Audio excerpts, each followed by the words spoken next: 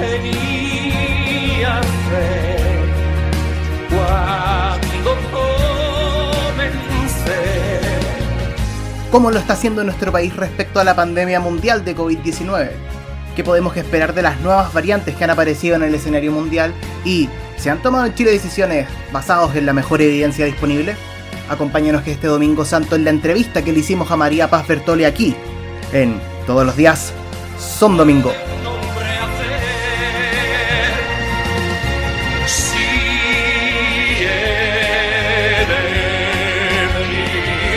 Que se cumpla todo lo que tú quieres de mí.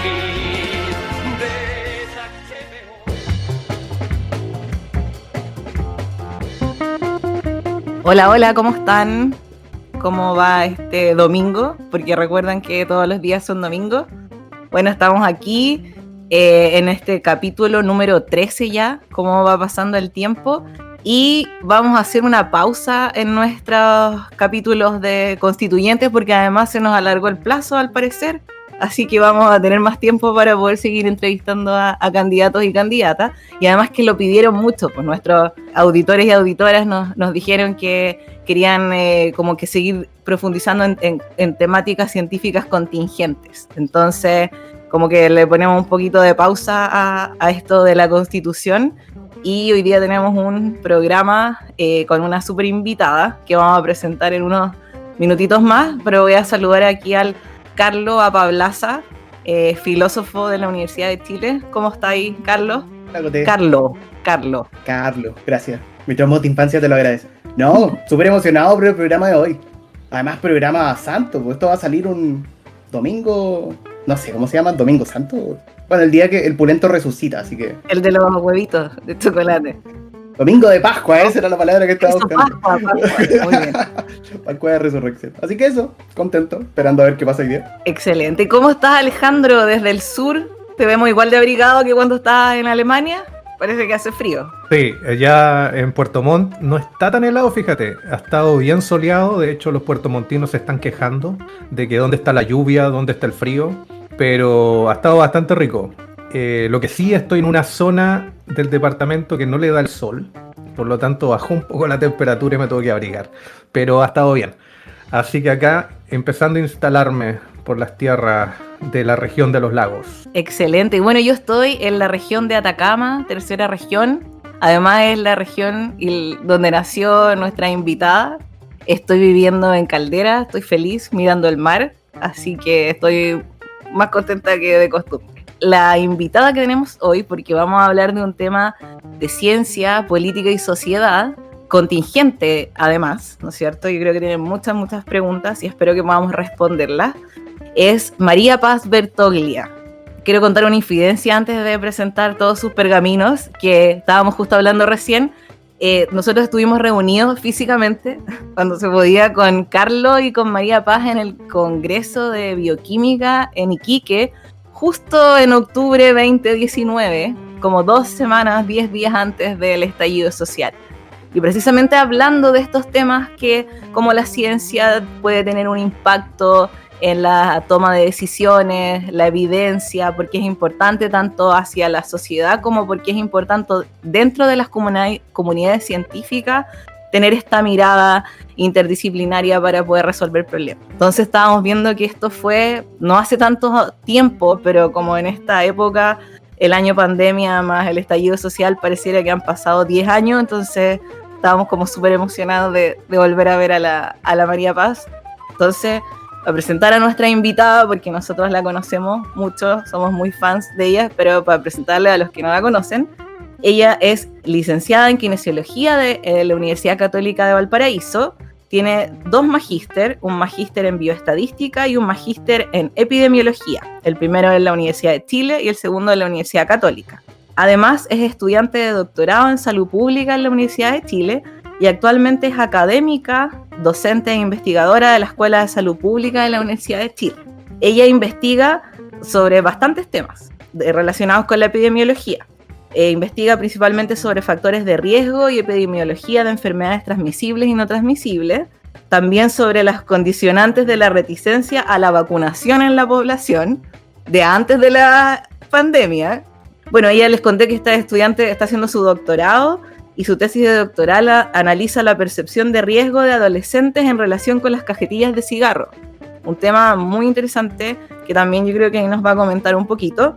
Y además es presidenta de la Sociedad Chilena de Epidemiología. Y estábamos hablando de lo que significaba eso en plena pandemia. Sus días son eternos y tiene mucho que hacer. Y también ella pertenece al comité editorial de Cuadernos Médicos Sociales del Colegio Médico y es fundadora y miembro del colectivo de divulgación científica Etil Mercurio, un muy buen blog, página de divulgación donde también se pueden informar. Lo vamos a dejar ahí en la descripción del video para que revisen también las noticias sobre la pandemia, el virus y un montón de cosas súper interesantes. Y eso, pues bienvenida al programa, María Paz. Cote, gracias Carlos, gracias Alejandro, un gusto estar acá. Qué pena no haber estado antes, de verdad. Yo los admiro también a tener la fuerza y la energía de generar estos programas en plena pandemia. Creo que también es súper destacable y que inviertan ustedes de su tiempo en compartir con los demás, en compartir reflexiones y reflexiones estas tan interesantes, no solamente esta ciencia dura, sino que la ciencia aplicada, la ciencia política, la ciencia desde una mirada súper integral. Así que creo que la honrada soy yo de estar acá, así que muchas gracias. Oye, María Paz, antes de entrar a lo que queremos conversar hoy, a nuestra pauta, como haciendo tu biografía, me llamó mucho la atención sobre todo el tema de tu tesis de doctorado. ¿Nos podrías contar un poquito al respecto? Sí, por supuesto. Mira, esto surge desde una mirada bien política también de lo que son las medidas de control de tabaco y la necesidad de abordarlas desde una perspectiva muy práctica y de tener también respuestas que puedan ir avanzando hacia medidas estructurales para proteger a los jóvenes y a los niños de las exposiciones al marketing. El marketing, como nosotros sabemos, en general nos rodea y nos obliga a tomar ciertas decisiones de forma inconsciente. Entonces se ha estudiado que, por ejemplo, el inicio del tabaquismo en los adolescentes y en los niños está muy ligado a la percepción de riesgo y a la percepción también o a la exposición a ciertos productos de tabaco o al marketing de tabaco. Y nosotros empezamos a ver que generalmente las cajetillas de cigarrillos con estos diseños súper lindos, con colores atractivos, con diseños que apuntaban a un segmento poblacional juvenil, estaban captando entonces la atención de los niños, niñas y adolescentes y podían explicar en un gran porcentaje el inicio del tabaquismo adolescente. Entonces esto se ha estudiado y en otros países se han generado algunas estrategias direccionadas a tener lo que se llaman las cajetillas genéricas, y que es que no se pueda tener ninguna publicidad en la cajetilla, tiene un color y letra estándar y con eso solamente eliminas entonces que sea una herramienta de la mercadotecnia para captar público. He estado entonces desarrollando este proyecto de investigación, me ha tocado incluso presentar los resultados en el Congreso para poder también avanzar en la toma de decisiones y en una ley que se encuentra bastante estancada en su discusión parlamentaria, así que ahí también nos ha tocado bastante empujar desde una perspectiva súper práctica lo que significa trabajar en salud pública y hacer una investigación que pueda en algún momento, así esperamos, lograr un cambio dentro de las normativas o de la protección estructural para entonces proteger ciertos grupos poblacionales que necesitan la protección como los niños y adolescentes. Algo así es mi tesis. Después te la explico en un tweet. Ya, no, genial. Oye, María Paz, para entrar en la temática de hoy. Bueno, queremos hablar de la pandemia. Estamos en la segunda ola o tercera ola, o ahí tú me puedes después aclarar, con un alza de casos que va en aumento, lamentablemente, todos los días, ya todas las semanas, porque ahí también tú nos puedes especificar por qué es importante mirar los promedios semanales y por qué también es peligroso esto que los ingenieros comerciales se dediquen a tomar decisiones con respecto a la pandemia, porque es complejo interpretar datos, no solo basta con saber leer, ¿no es cierto?, los datos de XY, sino que hay toda una ciencia al respecto que es la que tú trabajas. Claro. Pero te quería preguntar... Dime. No, te iba a decir que reforzando lo que decías tú, efectivamente es súper importante tener claridad no solamente de qué datos necesitas, sino que de cómo analizarlos correctamente. O sea, un dato puede causar mucho daño si es analizado de una forma incorrecta y lo hemos visto a lo largo de esta pandemia. Carla a lo mejor quiere contar, tenemos una mini anécdota con un amigo también fan del programa, el Gabriel Vallejo, saludos Gao, que él analizaba, ¿te acuerdas cuando empezaba a analizar los datos de tendencias de los exámenes de PCR? Esto bien al inicio de la pandemia, entonces él veía unas tendencias y estaba así como analizando, él de esto solo para él y compartiendo con nosotros. Y justo tú sacaste un tweet que explicaba eso, porque era algo que en el fondo está estudiado y se observa, que es esta tendencia que los lunes y martes ¿cómo se llama esto? Los valores disminuyen porque está el sesgo del fin de semana. ¿Nos podrías explicar? Lo hemos visto eso? Y no solamente en Chile, en general los sistemas de vigilancia de datos epidemiológicos tienen un retraso en el reporte. Y claro, uno podría decir que es un sesgo de reporte, pero en realidad es parte del propio sistema, es lo que se demora en reportar los datos del fin de semana, y es porque todos los datos tienen un delay de alrededor de 72 horas desde el registro hasta el reporte. Entonces, todas las semanas, y esto lo hemos visto desde el inicio de la pandemia, los días martes y los días miércoles, baja el reporte de los casos, baja el reporte también de fallecidos por la misma razón, y te aumenta y te baja también el reporte de la cantidad de PCR realizados. ¿Y qué sube? Sube la positividad y pareciera que subiera también la cantidad de pacientes en UCI, pero claro, cuando la comparas con los otros es porque esos datos efectivamente no se ven afectados por este delay. Entonces eso te explica que en realidad no te sirve evaluar tendencias solamente evaluando los cambios de un día a otro.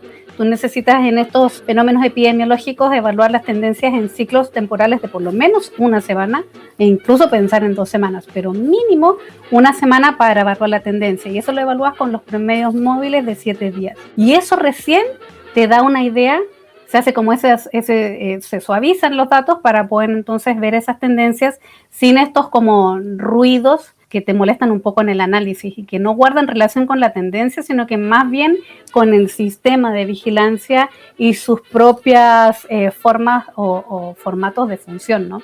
Así que martes y miércoles siempre bajan los datos. Bueno, por eso que es importante en el fondo, tú sabes como ese ruido que tú decías que tienen los datos, porque sabes cómo funciona la toma de esos datos, y eso es tan relevante para entender, valga la redundancia, los datos y qué nos dicen los datos. Por eso no es llegar, como decíamos, a interpretar un gráfico. Así que ahí ingenieros comerciales o hacen un curso de epidemiología. O le preguntan a alguien, ¿no? Si la idea de armar equipos multidisciplinarios es justamente eso. Todos aportamos desde nuestras experiencias. Yo estaba en terreno sacando datos como epidemióloga de campo. Sé de lo que hablo porque me ha tocado vivir como en todos los procesos del sistema de vigilancia. Pero claro, alguien que solamente ha trabajado desde una oficina, mirando los datos en un Excel y no haciendo mucho más análisis que los que estás viendo en promedios, no entiendes qué pasa y crees que ese dato es como un dato que te está dando realmente una información que tú tendrías que haberle hecho un análisis previo. Oye, María Paz, continuando justo con esto de los datos, a propósito de la vacunación. Se está diciendo, ahora que venía en este hermoso camino por el desierto, estaba escuchando la radio y hablaban de que se ha observado que ha disminuido la hospitalización y los casos graves de los adultos mayores. ¿Tiene que ver esto con la vacunación?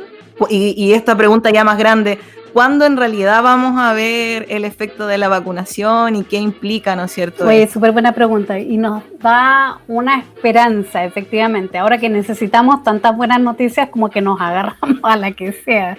Y está bien, pero yo te diría que hay que ser cautos y en esa cautela sí necesitamos reconocer algunas cosas. Efectivamente, existe una tendencia muy incipiente de mostrar que en adultos mayores ha disminuido la hospitalización en unidades críticas, pero eso tiene que mantenerse, lo mismo que decíamos anteriormente, puede ser ruido y por lo tanto necesitamos confirmar que efectivamente esto es debido a la vacunación, que fueron los grupos que iniciaron y por lo tanto ya podrían estar mostrando entonces un efecto a nivel poblacional en ese grupo. ¿qué debiéramos nosotros esperar en los datos? Entonces, que esa tendencia también se volviera a repetir en los grupos poblacionales de edades menores, que fueron los que después continuaron y fueron vacunados. Lo mismo con los grupos objetivos, que quiere decir las personas con comorbilidades, también el personal de salud, que fueron los que iniciaron la vacunación. Entonces, esa tendencia tenemos que estudiarla y ver si se mantiene en el tiempo. Por supuesto que son noticias excelentes, es lo que esperábamos, es lo que hace una vacuna principalmente. Sabemos entonces que esta vacuna ha sido demostrada su eficiencia, pero necesitamos que demuestre en el mundo real su eficacia, su efectividad. Y eso significa entonces que logre disminuir la cantidad de cuadros graves relacionados con este virus y por lo tanto también la letalidad. Entonces es incipiente, es esperanzador, pero necesitamos que se confirme con los datos y que se mantenga esa tendencia. Ahora, tú me preguntaste cuándo. Y la verdad es lo mismo, necesitamos analizar. Tenemos de nuevo noticias esperanzadoras de Reino Unido, de Israel, de otras localidades donde ya iniciaron antes la vacunación y efectivamente han visto una disminución en la hospitalización en los grupos de edades que se vacunaron. Pero son realidades poco comparables entre sí porque, claro, son otras temporalidades, son otras vacunas y por lo tanto necesitamos también ser cautos con esas comparaciones.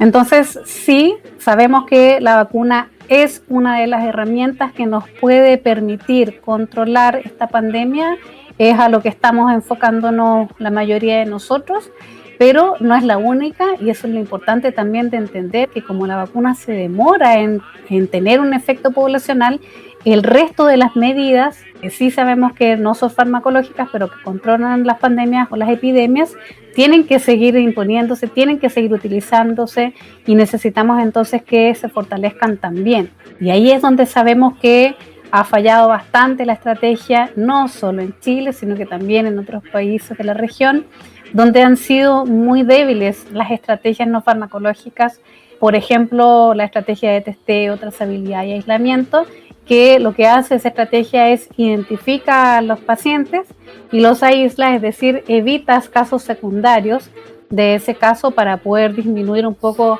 la velocidad de transmisión que tiene este virus. Y ahí sabemos que falta muchísimo todavía por hacer. María Paz, te iba a preguntar sobre ese tema de la vacunación, que estamos en el pleno proceso, ¿cierto?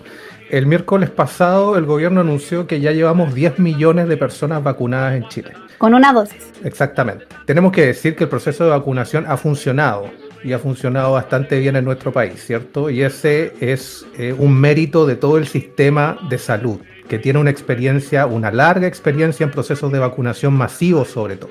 Pero quería preguntarte que con esos números, ¿tú crees que se van a cumplir estas fechas que el gobierno está proponiendo para llegar a cierta inmunidad de la población? Porque la gente en realidad, yo entiendo que hay una desesperación por saber cuándo se termina esto y mucha de la información es bien errática.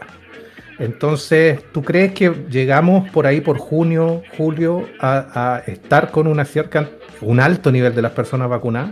Mira, yo te diría, la primera reflexión efectivamente es que nosotros como país tenemos una ventaja muy importante en comparación con otros países, incluso en la región de las Américas, que tenemos un sistema de atención primaria que es increíble, que hace magia con escasos recursos y que realmente tiene un historial de trabajo en términos de la relación con los territorios que es envidiada por todos nuestros países vecinos. En general, yo he trabajado en sistemas epidemiológicos en otros países de la región y hay países que no existe la atención primaria, que para nosotros es como increíble. No concebimos que no tengamos consultorios, que no tengamos centros de salud en los territorios y que no tengamos estos vacunatorios a lo largo y ancho de todo el país. Y quienes trabajamos en atención primaria, por ejemplo, nosotros hacíamos rondas rurales donde una vez a la semana íbamos con un grupo de equipos de salud, con las vacunas, con la nutricionista, la matrona, el médico, yo iba como la kinesióloga, y una vez a la semana iba toda la gente de un pueblito y nos poníamos, por ejemplo, en una escuela a atender y a entregar todas las prestaciones de salud. Eso en general no ocurre en otros países. En otros países el primer acercamiento de salud de la población es a un hospital, es un centro de alta complejidad y no existe esta relación con los territorios que aquí en Chile damos tan por sentada. Entonces, primer reconocimiento, como me sumo al tuyo también, a tener un sistema de salud súper bien desarrollado en los territorios donde la población confía. Sabemos que hay mucho que mejorar, pero yo creo que también tenemos que hacer un gran reconocimiento a que aquí hay gente que de verdad da la vida por lo que hace. La gente de los vacunatorios agarra su auto, no había móviles, no importa, agarraban sus equipos, ellos iban a vacunar, hacían rescate de los niños que no tenían los controles al día, y lo mismo con las vacunas contra COVID. Entonces, sí, yo creo que tenemos que hacer un gran reconocimiento a los equipos de salud y que han sido bastante ninguneados además a lo largo de esta pandemia. Recordemos que la atención primaria no fue invitada a ser parte de la estrategia en un inicio. Después de 3 meses tuvieron recién el primer reconocimiento oficial a ser invitados a la estrategia de testeo, trazabilidad y aislamiento. Y recién después de 6 meses del primer caso confirmado en Chile, se generó el primer documento oficial desde el Ministerio de Salud de coordinación entre las instituciones y APS. Entonces, claro, ahora estamos todos reconociéndoles a la APS el gran valor y el aporte en la vacunación, pero ¿qué hubiera pasado si hubieran sido incorporados con toda la cantidad de recursos que realmente necesitaban desde un inicio? Yo creo realmente que no estaríamos en este momento con la cantidad de casos que tenemos en Chile. Y ahí también un reconocimiento y la necesidad de tener los recursos donde realmente deben estar. Eso por una parte. Me gustaba mucho dejar muy claro el tema de un reconocimiento a la atención primaria que en general la damos tan por sentada, pero de verdad que en otros países no existe y uno la extraña cuando no la tiene.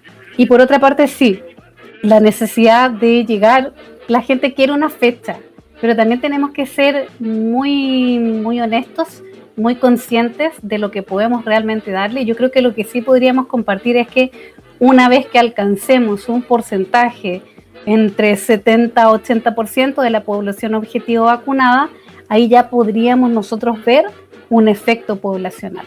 Entonces es al revés, no es que te dé una fecha, sino que te digo, cuando lleguemos a esa cobertura de vacunas, podríamos nosotros hipotéticamente alcanzar este umbral entonces y tener un efecto poblacional ya macro, porque ahora estamos viéndolo en algunos grupos objetivos, en ciertas edades, pero ahí ya debiéramos nosotros ver una constricción de la epidemia. Es decir, ya no debiéramos tener estos RE sobre 1, estos valores que nos gustan a los epidemiólogos que antes estaban tan de moda y ahora como que nadie nos pesca. El RE, que es este promedio de valor de casos nuevos que causa un caso confirmado. Y eso te habla de la velocidad de la epidemia. Si es más de 1, significa que es una epidemia que está creciendo.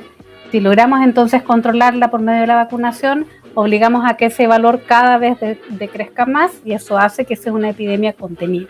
Ahí es donde queremos llegar. Oye, María Paz, muchas gracias, porque nosotros también en los otros programas hemos tratado de esto de los tiempos. En el fondo es que las fechas no son exactas. De hecho, cuando hablábamos de cuándo íbamos a tener vacuna, por ahí por septiembre, decíamos falta mucho y al final como que fue antes de lo esperado. Nos sorprendió a todos. Hay muchas variables. Y habíamos comentado el tema en otro programa también respecto a cuando un porcentaje, entre, ¿no es cierto?, 70-80% de la población esté vacunada. Pero tengo la duda, y yo creo que es una inquietud que también anda dando vuelta ahora con respecto a las nuevas variantes. Porque se supone, ¿no es cierto?, que la vacuna fue diseñada para la cepa silvestre, clásica. Pero bueno, sabemos nosotros además que el mecanismo en general debería funcionar. Pero me gustaría que nos comentes eso y también explicar un poco, y a mí me gusta mucho, tal vez tú tienes otro ejemplo, pero explicar por qué es tan terrible el descontrol, por ejemplo, que hay en Brasil con respecto a la pandemia. Que el hecho de que haya muchos contagios hace que el virus se reproduzca mucho más y eso va a generar mutaciones y variantes. Entonces, ahí sí nos puedes como explicar eso y proyectarlo con respecto a la vacuna. Súper buena pregunta y claro que es algo que nos preocupa, pero tenemos que como volver a lo básico de este virus y acordarnos que de dónde surge este virus y cuál es su comportamiento en general y qué debiéramos nosotros proyectar. Este es un virus que es parte de una gran familia de enfermedades llamadas zoonosis, ¿cierto? Que son virus que logran transmitirse desde los animales a los humanos. Y este tipo de virus en especial, que son los ARN virus, además tienen un comportamiento de alta mutación, cambian mucho. Cambian, se adaptan y lo sabemos mucho. Tenemos un ejemplo muy patente todos los años, que es un tipo de virus, no es este virus, pero es un virus similar, también un ARN virus, que es la influenza. Los virus de influenza también tienen un comportamiento similar y todos los años cambian y todos los años, por ejemplo, la vacuna contra la influenza necesita adaptarse, actualizarse, y tenemos entonces una vacuna que sabemos que es mucho más efectiva que la vacuna que teníamos el año anterior. No sabemos si va a suceder lo mismo en este caso. Están estudiándose la posibilidad y la necesidad de actualizar las vacunas a medida que las variantes van apareciendo, pero sí sabemos que lamentablemente hay cientos de variantes distintas del SARS-CoV-2, que es este virus que causa la COVID-19. Pero de esas cientos variantes, hay algunas que han sido identificadas como variants of concerns, las VOC, que son las variantes que generan preocupación. ¿Y por qué generan preocupación? Porque han demostrado que, por ejemplo, las mutaciones que presentan estas nuevas variantes las hacen ser más transmisibles o las hacen producir cuadros más graves y por lo tanto aumentar la letalidad, o hacen que sea más complejo o menos efectiva la inactivación, tanto por anticuerpos generados por la propia infección o por la vacuna. Entonces, sabemos que esas variantes nos preocupan por eso y por lo tanto se están vigilando cercanamente, pero también sabemos que lamentablemente no todos los países tienen buenos sistemas de vigilancia genómica y por lo tanto tenemos grandes vacíos de información que no tenemos todavía cómo vaciarlos. En Chile tenemos el Instituto de Salud Pública, que hace la vigilancia genómica, que está investigando estas nuevas variantes y que emite entonces estos informes, y que sabemos lamentablemente que ya tenemos casos de estas nuevas variantes, tanto de la variante, no me gusta decirlo, relacionada con lugares geográficos, pero bueno, todos la conocemos así, pero hay una variante que sabemos que es la relacionada con los casos identificados en Gran Bretaña, y tenemos de esas variantes confirmadas en Chile, y otra que es la variante P1, que sabemos que es relacionada con los casos en Brasil, y tenemos en Chile esas dos variantes identificadas. Y lo que me preocupa como epidemióloga no solamente es que tenemos variantes ya o casos identificados con estas nuevas variantes, sino que ya tenemos casos comunitarios, y por lo tanto sabemos que eso significa que ya estas variantes están circulando en nuestro país. Tuvimos una oportunidad de controlar el ingreso, efectivamente, desde el propio Consejo Asesor creado por el Ministerio se recomendó restringir el ingreso de viajeros y no flexibilizar los criterios de ingreso, es decir, las personas, no era que no era que se les iba a impedir ingresar al país, pero sí se les iba a exigir hacer cuarentena, tomarse un PCR y demostrar entonces que no tenían de estas nuevas variantes. Lamentablemente no fueron escuchados esos especialistas y estamos entonces en este momento muy complejo, donde recién mañana, 31 de marzo, se van a hacer efectivas las medidas de restricción de ingreso al país. Entonces fue lenta la respuesta por parte de las autoridades, no fueron considerados los propios expertos que ellos mismos citaron al Consejo Asesor, que recomendaron esto ya hace varios meses. Entonces sí nos preocupan las nuevas variantes, pero te diría que por ahora lo que han demostrado sí las vacunas que están utilizándose a nivel mundial es que logran aún proteger, incluso en los casos de las nuevas variantes, de cuadros graves y de morir por esta enfermedad. Ahora, eso se tiene que vigilar y se está estudiando. Qué bacán la respuesta. Qué bacán, que lo encontré muy curioso que María Paz y... no sé si recuerdan los fans, no sé si hay algún fan escuchando en todo caso, pero hizo lo mismo que hizo Florencia Tevi, que se negó simplemente a como individualizar el virus por el sector geográfico. Eso también es bueno que lo digamos, eso es una buena práctica científica, no es algo que se nos ocurrió a nosotros, sino que desde la Organización Mundial de la Salud, y porque todos caíamos en esto, y porque O sea, no sé si ustedes saben, pero el virus ébola se llama así por un río, la gripe española, si recuerdan, incluso históricamente, y son epidemias que no tienen que ver con el lugar geográfico, solamente que ahí fueron identificados los primeros casos. ¿Y cuál es el problema con utilizar ese tipo de nomenclatura? Es que tú estigmatizas a la población. Y sabemos que en un mundo como el que nosotros vivimos, donde no toda la gente tiene las mismas herramientas para poder distinguir, entonces, entre saber si una persona es culpable o no de algo, se le adjudicaban un montón de características negativas a esos lugares, y eso hacía además muy difícil controlar las propias epidemias, porque luego la gente no quería viajar ni a ayudar ni a minimizar los impactos en esos lugares. Entonces te genera todo un problema global el hecho de estigmatizar un espacio o un lugar con una enfermedad. Claro, es que me llama la atención precisamente por eso, porque eso demuestra dominio de expertise finalmente. Saber estos datos chicos, como cómo hay que referirse a las cosas, o saber qué es un sesgo de fin de semana incluso antes de verlo, es algo que solamente sabe un experto.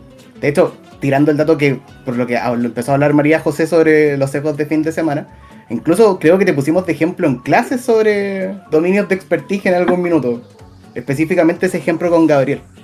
Oye, pero María Paz, yo quería volver a algo un poco más, no sé si pedestre, pero igual importante, que es como nosotros que estamos viendo la pandemia actualmente, con este no relajo de medidas, pero sí ya que estamos muy chatos y queremos todos salir.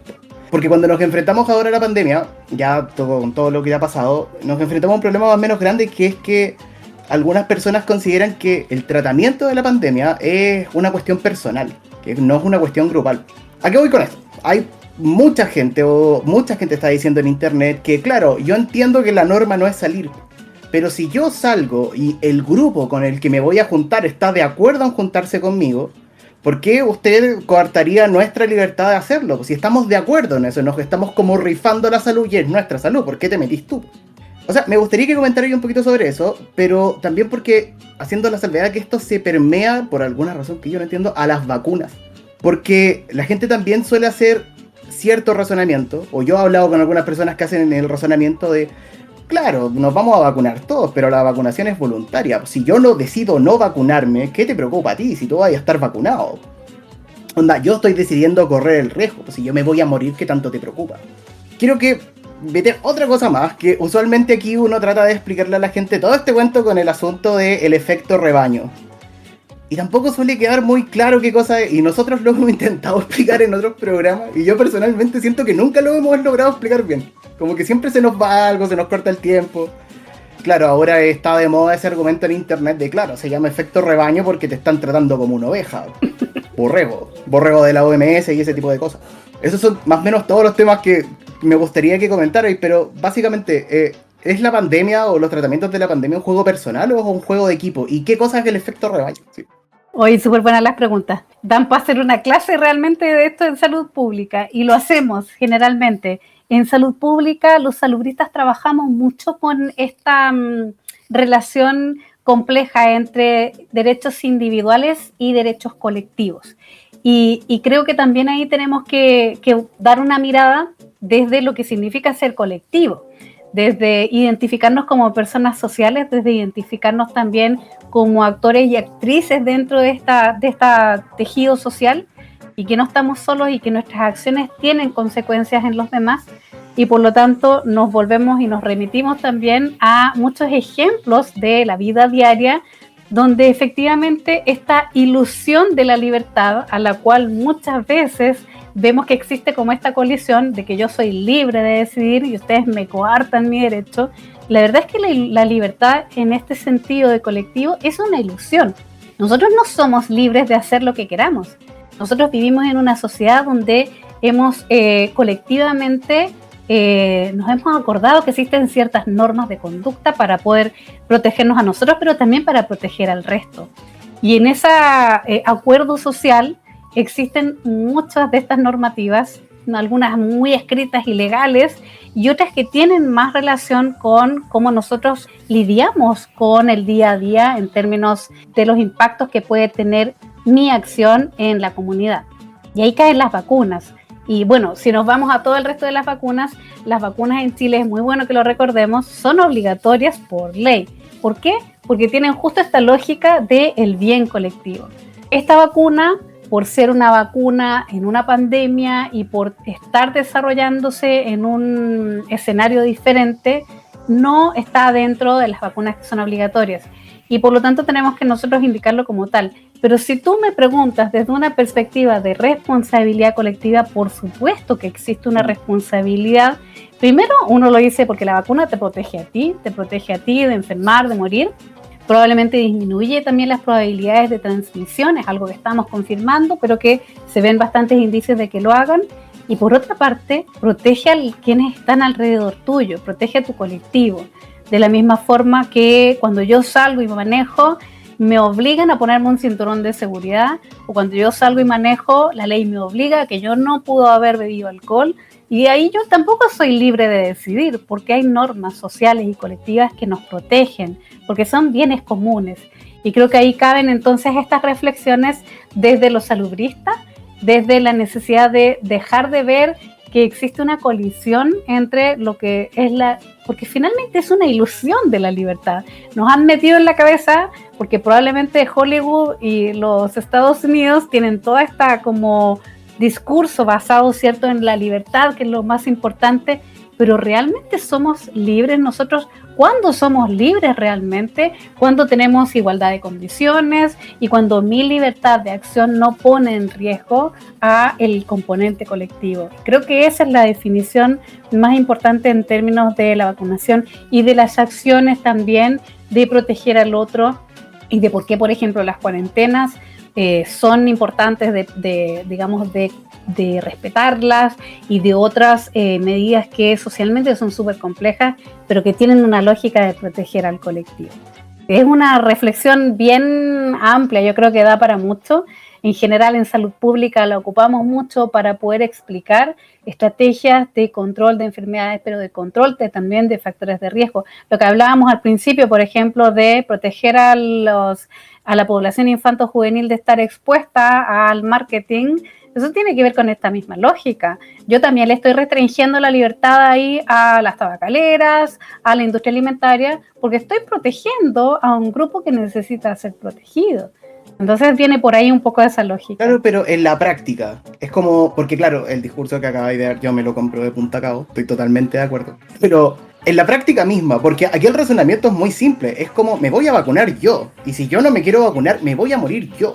Es como, ¿por qué usted debería obligarme a que yo me vacune? ¿O por qué usted me debería obligar a que yo no salga?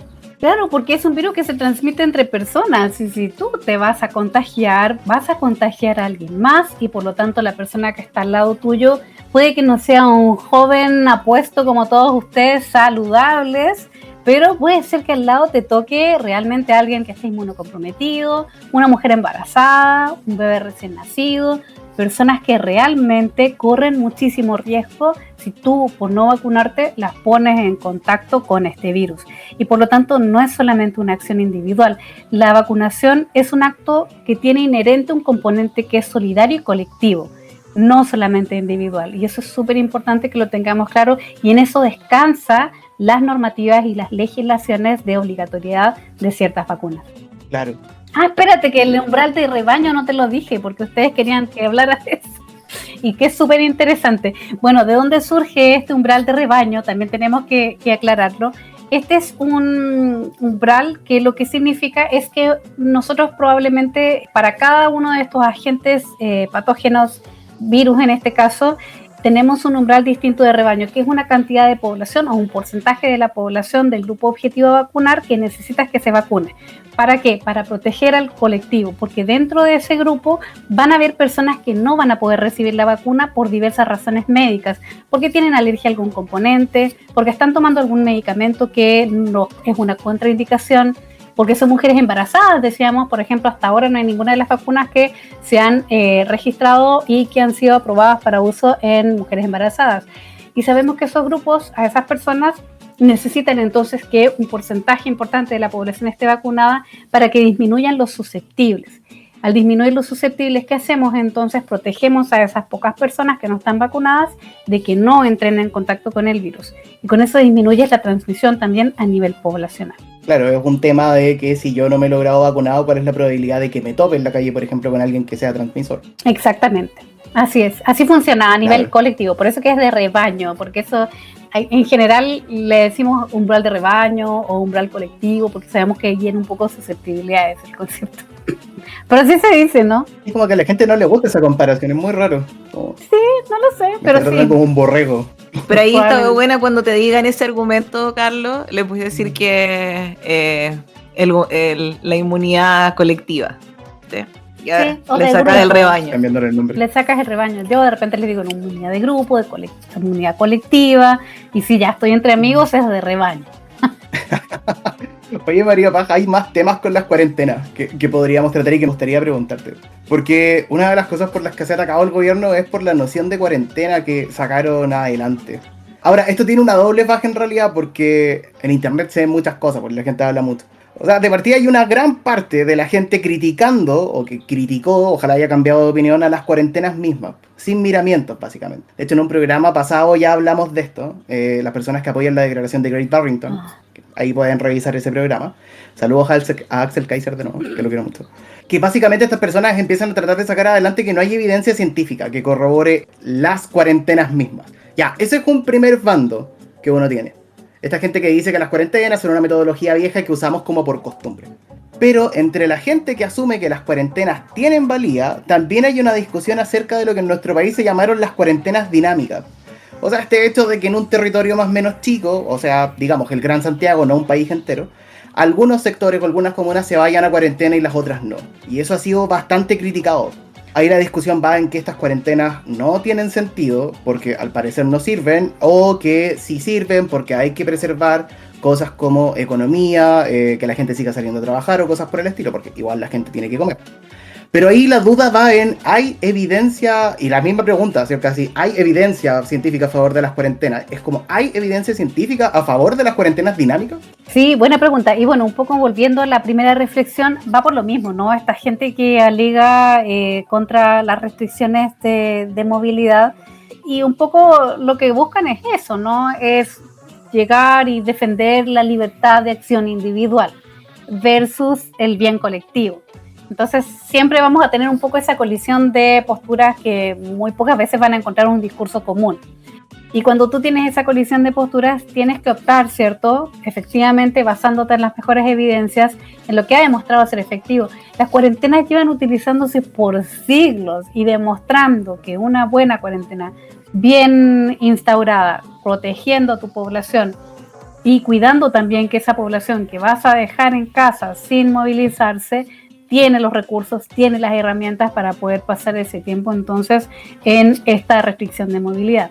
Y claro que funcionan, hay muchas ya evidencias que incluso en esta misma pandemia lo han demostrado.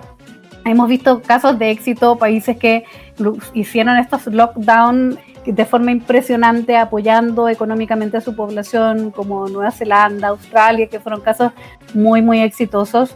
Hemos visto que en general hay países que han optado a estas modalidades un poco mixtas de cuarentenas, luego de flexibilización. Reino Unido lo hizo así, y vemos también que han tenido diversos grados de éxito o de fracaso. Chile optó por una forma muy sui generis, muy novedosa y creativa de hacer cuarentenas.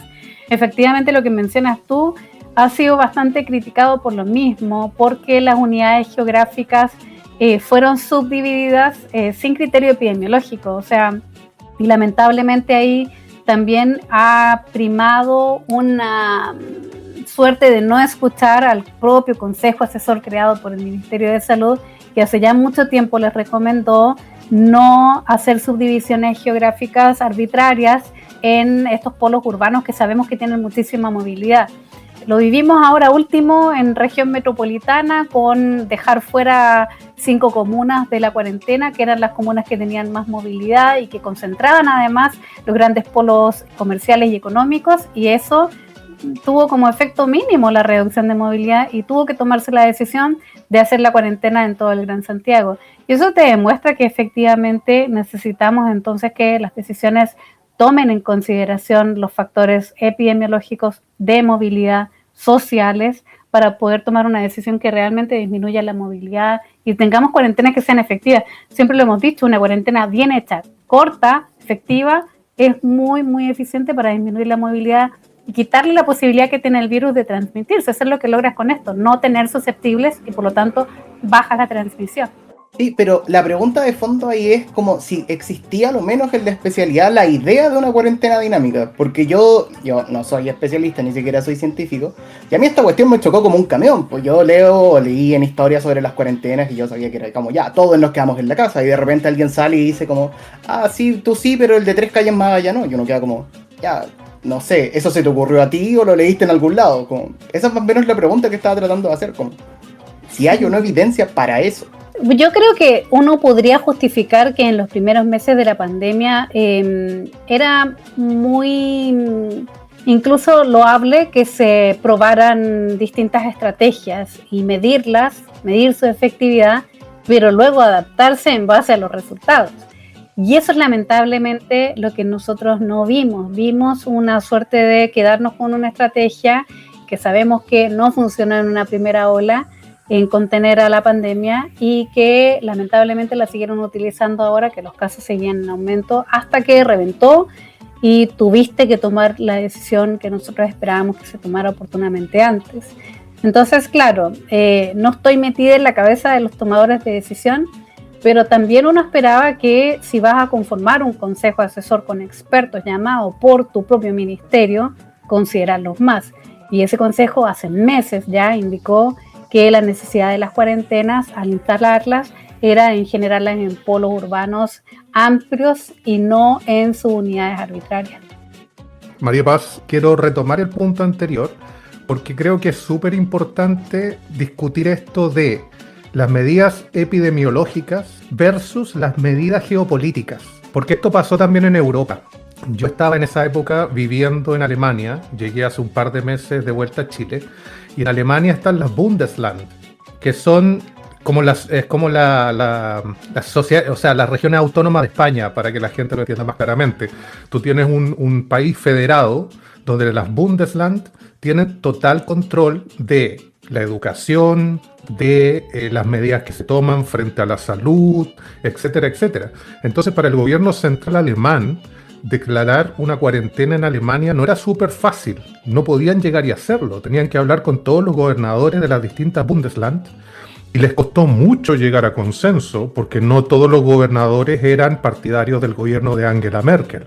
Entonces aquí es cuando la geopolítica no llega a consenso con la evidencia epidemiológica, porque ¿de qué te sirve tener un estado en cuarentena si el de al lado tiene total libertad para movilizarse y gente del estado A trabaja en el estado B y viceversa? Entonces esas cosas son súper interesantes de analizarlas y claramente nos van a enseñar para la próxima pandemia que no podemos tratar esto a nivel político y a nivel geopolítico, porque los virus no respetan fronteras geopolíticas. Por lo tanto, tenemos que tratarlo desde el punto de vista biológico y epidemiológico. Entonces quería rescatar ese punto. Y volviendo, a lo mejor tocando algo relacionado con las medidas de flexibilización, que también fue algo que pasó en Europa y que causó la segunda ola, el permiso de vacaciones. ¿Cuál es tu opinión sobre esa medida? Y para no demonizar a este gobierno, a nuestro gobierno, hay que decir que esto pasó en Europa también. Las medidas se flexibilizaron, se abrieron las fronteras, se permitió que las personas viajaran, se venía de un invierno muy duro en Europa, con muchas muertes, con muchos casos muy difíciles en Italia y en España. Por lo tanto, los gobiernos tendieron a ver mejores números y flexibilizaron. Pero luego de esa flexibilización vino la segunda ola. Por lo tanto, y eso Chile lo sabía, o sea, esos datos estaban. Por lo tanto, ¿qué opinión te merece que se haya dado este permiso de vacaciones? Ese fue todo un tema. Yo te diría, pocas veces la mayoría de la academia está tan de acuerdo en estar en desacuerdo con algo. Cuando fue anunciado el permiso de vacaciones, efectivamente, todos quedamos un poco en shock y la reacción fue a pedir, por favor, que reconsideraran la medida. Porque lo que comentas tú es muy cierto. Chile, en general la región de las Américas, no fue la primera afectada por la pandemia y por lo tanto nosotros íbamos como un poco en la segunda temporada, siempre mirando la primera temporada cómo iba terminando y podríamos habernos adelantado mucho en base a cómo resultaron o no resultaron algunas estrategias en Europa. Y lamentablemente como que no aprendimos, ¿cierto? Vimos que el permiso efectivamente aumentaba la transmisión y vimos que lamentablemente en Chile, sin tener una pandemia controlada, porque nosotros estábamos, si ustedes recuerdan, en un nivel de endemia alta. No teníamos controlada la pandemia durante nuestros meses pre-verano. Y eso nos mantenía en una tensión bastante importante, con personal de salud todavía bastante fatigado, y solamente se descongestionaron un poco las unidades de cuidado intensivo. Pero nunca bajamos muchos de los casos, si recuerdan y ven los casos, nos manteníamos entonces en un nivel de endemia alta.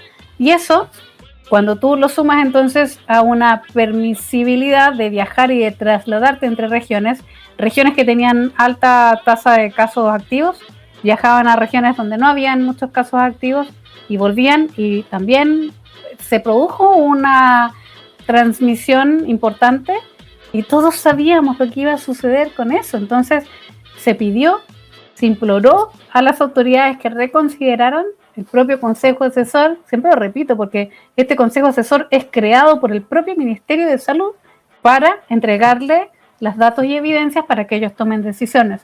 Y les indicaron a fines del año pasado, cuando se indicó que se iba a entregar entonces este permiso de vacaciones, el Consejo Asesor le dice al Ministerio de Salud que por favor reconsideren y vuelvan a evaluar esta medida a mediados de enero, cosa que no hicieron. No emitieron nunca una evaluación del permiso de vacaciones, solamente lo que nos entregaban día a día en los comunicados de las estadísticas y los datos diarios, pero nunca se hizo una evaluación formal del permiso de vacaciones. Y nosotros lamentablemente lo que veíamos era como estar viendo un choque de trenes en cámara lenta. Sabíamos que esto iba a pasar, teníamos clarísimo que el permiso lo que iba a hacer era una explosión de casos en la región metropolitana cuando volvieron todas las personas de vacaciones, y es lamentablemente lo que estamos viendo en este momento, donde yo quiero ser súper transparente con entregar un mensaje de gran gravedad del momento epidemiológico que nosotros estamos viviendo. En Chile en este momento en la práctica no hay camas críticas, no hay cupos en las unidades de cuidados intensivos, no solamente para COVID. En Chile si una persona tiene un infarto en este momento no va a poder ser atendida en una unidad de cuidado intensivo. En Chile un diabético descompensado no va a poder ser atendido en una unidad de cuidado intensivo porque no hay camas. Y estamos viviendo en este momento una crisis hospitalaria de un país que tiene una alta carga de enfermedades crónicas no transmisibles. Tenemos prevalencias súper altas de diabetes, de hipertensión, de enfermedades cardiovasculares, de tabaquismo. Todo eso hace que nuestra población efectivamente necesita unidades de cuidado intensivo que el país en este momento no le puede entregar. Entonces, es muy grave lo que estamos viviendo y yo quisiera, no me gusta alarmar porque en general uno trata de ser muy cauta con la información que entrega, pero en este momento estamos en un momento que tenemos que estar en modo crisis. ¿Y por qué? Porque no tenemos camas para poder atender ninguna descompensación de nada, ni de COVID, ni de infartos, ni de diabetes, ni de accidentes de tránsito. Entonces, todo lo que significa en este momento, las semanas que vienen, este país debiera cerrarse hasta que se descongestionen las camas críticas. Oye, con respecto a eso, que es muy importante que la gente lo tenga presente para que dentro de sus propias posibilidades se cuide lo más posible, es sobre las políticas públicas, porque de hecho es algo que estábamos comentando con una colega acá en Puerto Montt. Fuimos el otro día a comprar unas vitaminas que ella necesitaba y las farmacias estaban cerrando a las 6:30 y el mall seguía abierto hasta las 8. O sea, ¿cuál es la lógica de que una farmacia que está atendiendo a gente que necesita medicamentos, que necesita cosas realmente importantes, cierre a las 6:30, si hay un toque de queda que empieza a las 10 de la noche, y el mall sigue abierto? Entonces ahí es cuando viene la pregunta que a todos los científicos que han participado en nuestro podcast, ¿es el gobierno está tomando decisiones basadas en la ciencia? Sí, bueno, es una pregunta muy válida y creo que de forma muy responsable también la tenemos que responder. Este gobierno efectivamente no ha sido el único en no considerar de forma oportuna entablar una relación mucho más dinámica con la comunidad científica, con la comunidad académica, y que desde el día 1 nosotros nos hemos puesto a disposición a trabajar absolutamente gratis, porque lo único que queríamos es que al gobierno le fuera bien. Si al gobierno le va bien, a todos nos va bien, y por lo tanto aquí no hay bandos, no son ellos contra la comunidad.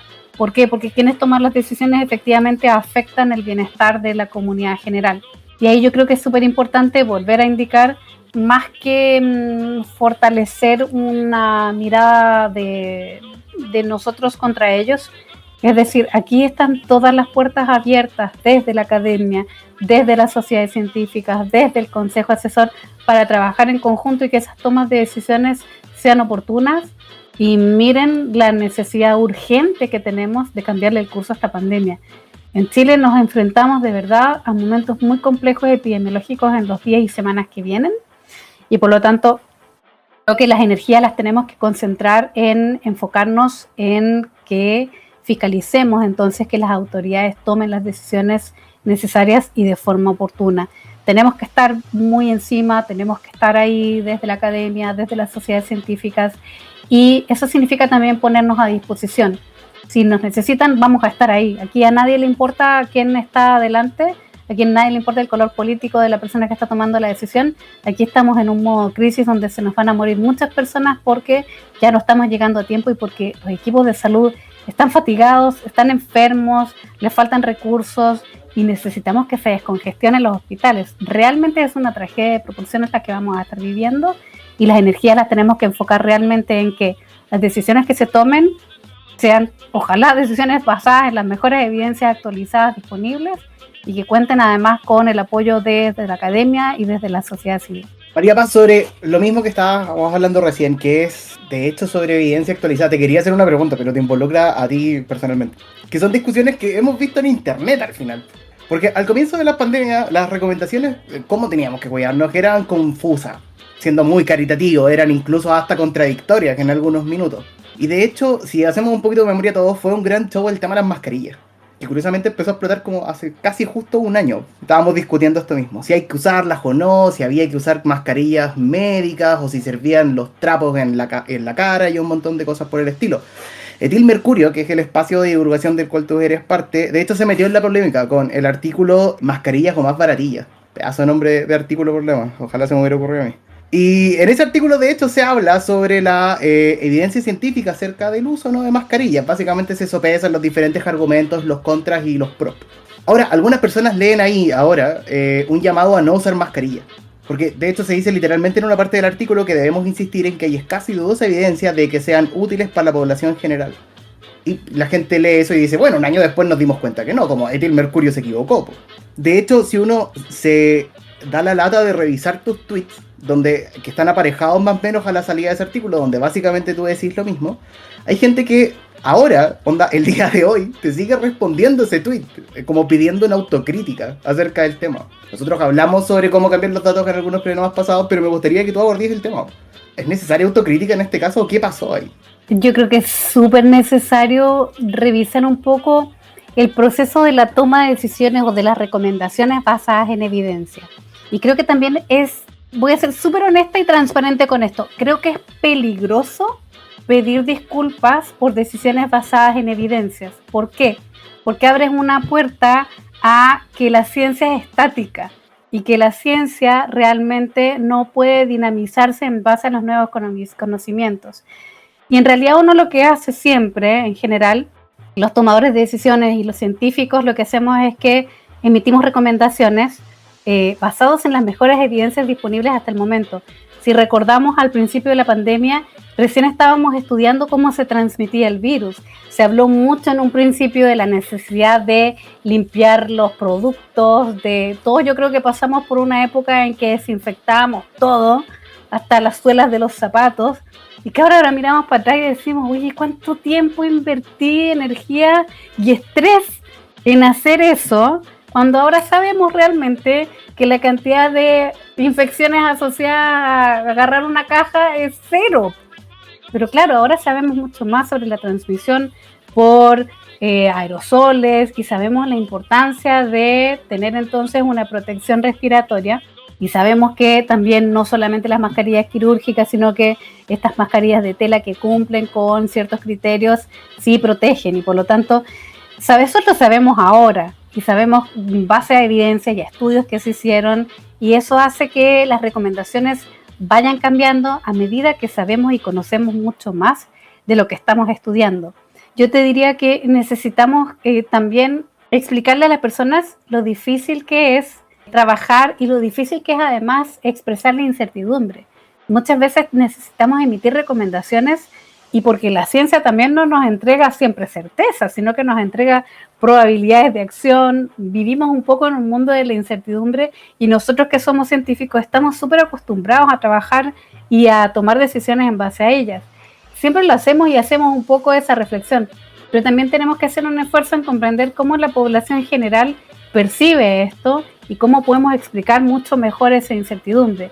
Te diría que el reconocimiento de esta mea culpa yo lo haría más bien en términos de la necesidad de comprender cómo la población en general absorbe esta información, y necesitamos hacerlo mucho mejor.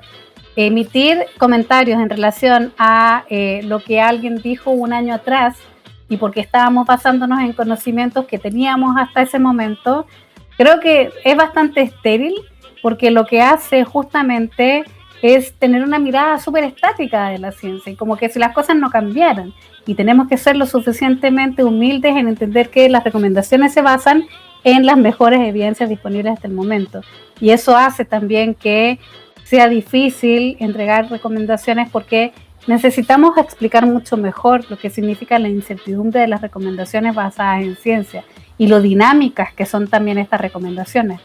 Entonces creo que es súper interesante la reflexión, pero la haría desde un punto de vista de explicar mucho mejor el dinamismo de la ciencia y del conocimiento y de las recomendaciones que son basadas en esas evidencias. Nuestro primer podcast, que fue sobre vacunas, en agosto del año pasado, justamente tocamos el tema y tratamos de explicar de que la gente está viendo el proceso científico en vivo hoy. ¿Por qué? Porque las certezas científicas que a lo mejor tenemos y a lo que la gente está acostumbrada han sido décadas, tal vez más años de investigación y de un conocimiento que se ha acumulado, que nos ha llevado a ciertas certezas y también nos ha llevado a derribar algunas hipótesis previas, algunos paradigmas previos, etc. Pero la gente no estaba acostumbrada a ver esta incertidumbre porque nunca había visto el proceso científico en vivo.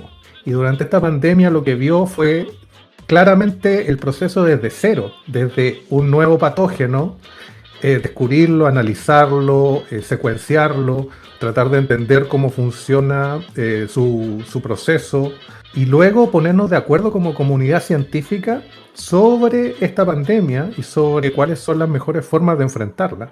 Entonces yo creo que, en cierto sentido, para la comunicación de la ciencia, este proceso ha sido fundamental para que las personas entiendan cómo se hace la ciencia, cuáles son sus tiempos y cuáles son también los límites, ¿cierto? ¿Qué le podemos pedir, qué podemos esperar del conocimiento científico y qué no? Yo creo que es una reflexión súper interesante y muy importante para todos aquellos que no están en el mundo científico, pero quieren entender un poquito más de todo esto. Sí, con esto ya tenemos que terminar el capítulo del día de hoy. Le queremos agradecer a la María Paz por haberse dado el tiempo de conversar con nosotros en su apretada agenda. Y sí, pues tenemos que terminar porque seguimos en esta cruzada de terminar los programas cortos, de no hacerlos excesivamente largos para ustedes. Siempre intentamos, dijimos, este sí nos va a quedar corto. Sí, pero no sabemos hacer programas cortos, no nos sale nomás. Así que sería súper bueno una versión 2.0. Sí, por supuesto, ¿no? Feliz yo de acompañarlos y súper agradecida de estar aquí con ustedes, de verdad. Genial, pues comprometida para otro programa entonces. Oye, cuídese mucho la gente en las casas y también ustedes, pues chiquillos. Yo con esto me despido. Que estén muy bien. Chao, chao. Chau. Chao, chao. Cuídense.